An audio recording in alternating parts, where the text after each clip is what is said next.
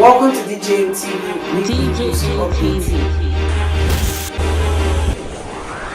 DJM TV. E don set so make una come see the two persons wey fit stop Babati inauguration come May 29th. My people, we greet una, welcome una to this our channel and we say happy weekend to all of una. No be small thing dey happen on top the issue of who go be the next president for Naija based on the whole katakata wey dey ground since on who win for the presidential election, when some Nigerians no gree accept the person wey INEC declare as winner.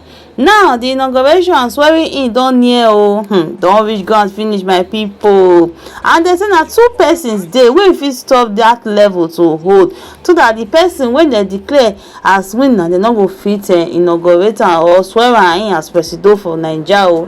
Anyway, my people, make I not talk too much make una come watch this video. Yeah, now make una watch this video. May 29, 2023 is around the corner. And for many of us, like Ulisa Bakoba, who believe strongly that the 2023 presidential election petition should be concluded before the handover date of May 29, this date approaches with a lot of concerns in our heart. And it leaves people like us wondering, what are the possible things that can be done to stop the inauguration of Bola Ahmed Tinubu of the APC on May 29th? What can be done to stop him? Who can stop him? Particularly considering the fact that Peter Obi has a very, very strong case at the Elections Petitions Tribunal to stop him. And many people perceive that if Tinubu is sworn in on May 29th, then he would probably have the reins of power to influence the decision of the tribunal. That's what many people believe. And that's why it becomes increasingly important to consider, can Tinubu's inauguration be stopped? If yes, by who? Right now, the petition of Peter Obi is at the tribunal. And because the case is very strong, people are pushing for the fact that the tribunal should speed up action so that they can conclude before the May 29th inauguration date or the May 29th handover date in Nigeria. Now, let's look at some scenarios. Do you think that the Presidential Elections Petitions Tribunal can finish the case before May 29th? It doesn't look like that. It's not likely, because right now we're just about 30 days to May 29th, and the Presidential Elections Petitions Court is just at the pre-hearing stage. Peter Obi submitted his response to the preliminary objections of Tinubu and INEC just 2 days ago, and that gives the Presidential Tribunal 14 days to carry out its pre-hearing. Pre-hearing is where things are finalized, dates are fixed for the main hearing proper. It's also this pre-hearing period that the judges will be appointed. We heard yesterday or day before yesterday that the judges, the 5-man judges for the presidential elections petitions, have been chosen. And so they will now decide the date during this pre-hearing period. And of course, we're told that the president of the appeal court, who happens to be a woman, is the head of that Presidential Elections Petitions Tribunal or Petitions Court, PEPC, I like to call it. All of this pre-hearing stage is ongoing, but how likely is it that the Petitions Tribunal, the Elections Petitions Tribunal, will conclude before May 29th? It is highly unlikely, like I said, because 14 days from now will just be like the middle or just about 10th to 14th or 10th to 15th of May, and that leaves about 2 weeks to May 29th, which means that all of the 4 grounds on which Peter Obi is contesting the outcome of the February 25, 2023 elections, all the 4 grounds have to be concluded in 2 weeks. and that is closer to impossible than being practicable. Now, let's even assume, for the sake of argument, that the petitions are concluded in that 2 weeks and a judgment is made in favor of Peter Obi. That is not the end of the matter. That still cannot stop the inauguration of May 29, the inauguration of the swearing in of Tinubu as president of Nigeria. It will stop it, because if a verdict is given by the tribunal, APC and Tinubu still have the chance to appeal, and that is another 30 days to the appeal court. Now, from the appeal court, once a decision is also reached and it's not in favor of Tinubu and the APC, they still have a chance to appeal to the Supreme Court, which will take another 30 days.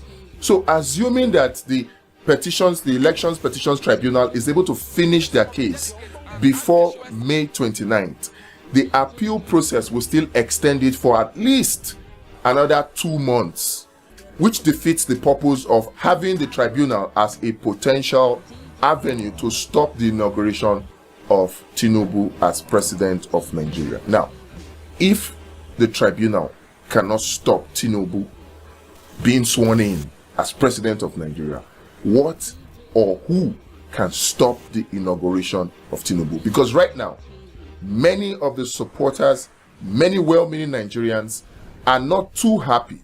I am not too happy that despite the very strong case that Peter Obi has, Tinubu is still going to be sworn in. I'm not too happy. So what can we do? Who do we look up to? There are only 2 persons that can stop the inauguration of Tinubu. Only 2 persons. There are prophecies right now, prophecies from men of God that say that Tinubu will not be sworn in. The prophecy is the thin thread upon which the hopes of many Nigerians are hanging as far as not swearing in Tinubu on May 29th is concerned. If that fails, because many prophecies seem to have failed concerning this 2023 election, if that prophecy fails, who else do we look up to? Can we protest to stop the inauguration of Tinubu on May 29th? Can a protest stop it? Any protest to stop the inauguration will be read very quickly by the government officials or the government forces as treason, because it will seem to be contrary to the Constitution of Nigeria, which prescribes the procedure for inauguration. Yes, protests can be made on the rigging that took place during the February 25, 2023 elections, but a protest to stop the inauguration, particularly some are talking about protests at Eagle Square to stop it, that the inauguration will not hold. I do not think that any protest can stop it from holding, except that such protesters will have some serious ammunition. And of course, if they do have such serious ammunition, then we're talking about another civil war, because the government forces will simply not take it lying down. And personally, I don't think I want us to go through another civil war. There are options through which we can achieve our goals, and violent protests definitely is not one of them. So violent protests cannot stop the inauguration of Tinubu. Let's be honest. Only 2 persons can stop the inauguration of Tinubu right now. Interim government cannot happen without those 2 persons. No protest, no amount of calls, no speech that is made by anybody can bring about interim government, because only 2 persons can bring about interim government, and those are the 2 persons that can stop Tinubu's inauguration. Number 1 is God Almighty. God Almighty. Only God can stop Tinubu's inauguration right now. Only God. And number 2 is President Muhammadu Buhari. The God factor, we can only hope.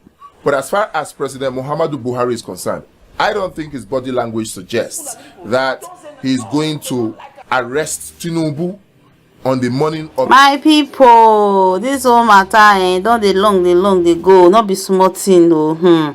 Well, na only God know go be Naija next president. We no know, no man can say. Anyway, make una drop una comment how una video this whole story, and make una no forget to like and share this our video. Una do well. See you all in our next video. Bye.